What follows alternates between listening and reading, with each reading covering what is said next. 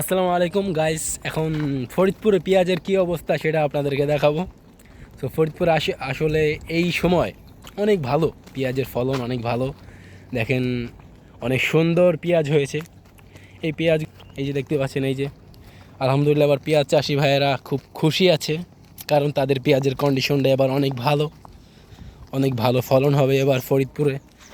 মনে করেন যে অনেক বড় বড় পাথার সম্পূর্ণটাই মনে করেন যে পিএস, এই পাশ থেকে ওই পাশ মনে করেন যে দেখা যায় না।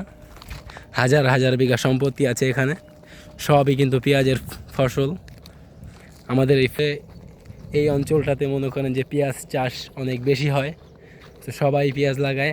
এই বছর আলহামদুলিল্লাহ অনেক ভালো আছে পেঁয়াজের ফলন। এই যে দেখেন কি সুন্দর সুন্দর পেঁয়াজ।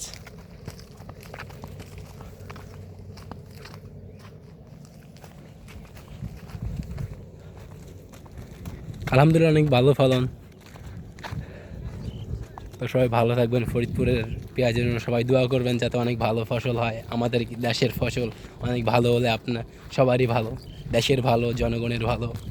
তো সবাই ভালো থাকবেন।